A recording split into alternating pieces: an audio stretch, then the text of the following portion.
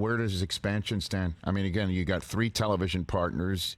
You want to talk about windows that need to be filled up. You got college basketball and obviously the other sports in the Big Ten and the crazy world that we live in with expansion and who's out there and who wants to snap up other schools. Where do you stand on that subject matter as we're sitting here early June 2023? Yeah, this has come up a lot, obviously, and what I would say is, and I said this like right from the moment it was announced as the commissioner, is that we're focused primarily on USC, UCLA, right? There's a lot of work to do. We got to do that right. The integration is really important. It's important to them. It's important to our student athletes across how we schedule, do all of those things, right? So that's the absolute priority. And then next, what I would say is, not to cut the discussion short, but look, the Big Ten has always been really strong. It's my job to make sure it remains that way in the future, to take that legacy that was handed from from Kevin and Jim Delaney and going all the way back to Wayne Duke, like this.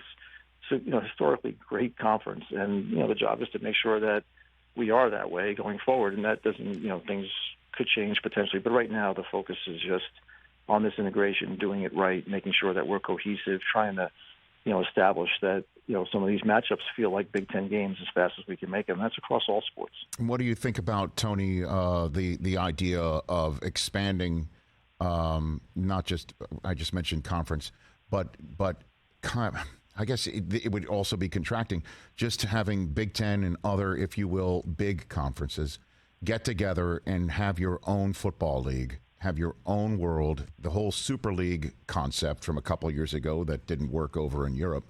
But the idea that you could at least come up with just a certain number of member schools with the same NIL rules, same transfer portal rules, same everything. It's just your world, and it's through the college football playoff system. What's your 2 cents on that writ large, Tony? Yeah, I started off with the idea that lots of strong conferences is the right model, right? Having strong conferences out there is really beneficial. I think it creates, intersectional rivalries. It doesn't mean that, as conferences get bigger, that's not the right thing as well. Obviously, it's what the Big Ten has chosen to do, and the SEC as well. So I think that makes a lot of sense. But I still think, having an ecosystem with lots of strong conferences makes the most sense.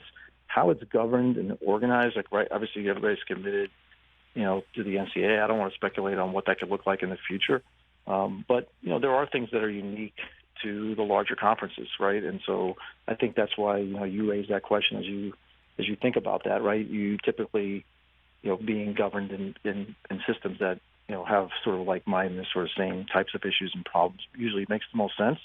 But I think, right now it's not, right now I think the focus across, all the Power Five is just, the issues that we're facing with student athletes, but then also making sure we get the new version of the CFP right. Catch the Rich Eisen Show every single day on the Roku channel, 12 to 3 Eastern, for free.